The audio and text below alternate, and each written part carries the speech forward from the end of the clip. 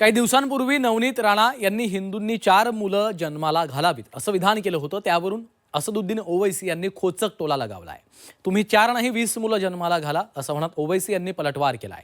पाहूयात। ते जर खुलेआम म्हणतात 4 बायका आणि 19 मुलं, तर आपण किमान 3-3, 4-4 मुलं आपले हिंदू लोकांनी केले पाहिजे। 19 पैदा करे तुम 4 नहीं तुम भी 20 पैदा करना। अमरावतीमध्ये नवनीत राणा असदुद्दीन ओवैसींमध्ये चांगलीच जुंपली आहे। एका मौलानाच्या वक्तव्याचा दाखला देत नवनीत राणांनी हिंदूंना 4 मुलं जन्माला घालण्याचा सल्ला काही दिवसांपूर्वी दिला होता। मात्र त्यांच्या या वक्तव्याचा एमआयएमचे अध्यक्ष असदुद्दीन ओवैसींनी चांगलाच समाचार घेत नवनीत राणांवर पलटवार केलाय।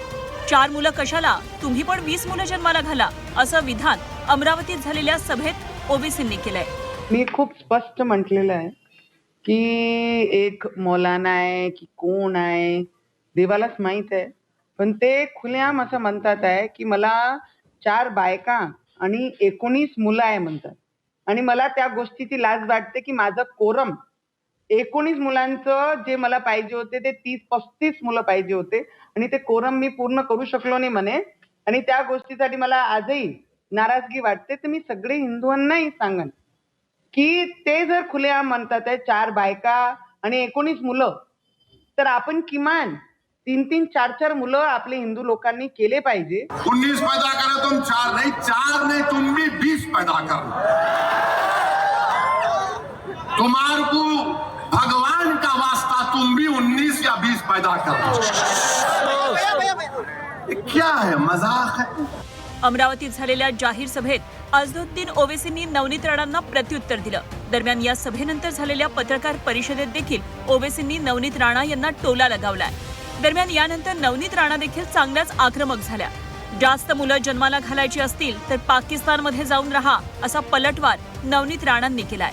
हिंदुओं में भी 4-4 बच्चे पैदा करना चाहिए। अरे करो ना भाई, तुम भी करो, सब करो, कौन रोक रहा आपको? जाती राय क्या है? मैं तो 6 पैदा करा, आप भी करो, कौन बोल रहे? आपको कोई रोक टोक है क्या? जास्त सल्ला द्यायचा नाही। ज्यांना 8-10 पोरं करायचे, 20 करायचे, 50 करायचे आहे, त्यांना असे लोकांना या देशातून काढून त्यांची सिटिझनशिप इथून काढून आणि त्यांचे पार्टीचं जे पक्षाची परमिशन दिली तेही रद्द झाली पाहिजे। त्यांना पाकिस्तानमध्ये पाठवलं पाहिजे। पाकिस्तानी कसे भीक मागून राहिले आणि त्याच्यामध्ये यांनाही पाठवलं पाहिजे भीक मागण्यासाठी। अमरावतीत एमआयएमच्या उमेदवारांसाठी असदुद्दीन ओवैसींनी सभा घेत भाजपवर टीकास्त्र डागलं। तसंच त्यांच्या निशाण्यावर नवनीत राणा देखील होत्या। राणांनी हिंदू लोकांना दिलेल्या सल्ल्यानंतर ओवैसींनी त्यांच्यावर टीका केली। दरम्यान यानंतर प्रत्युत्तरात नवनीत राणांनी देखील ओवैसींना थेट पाकिस्तानात जाण्याचा इशारा दिला। अनिरुद्ध दवाळे, झी 24 तास, अमरावती।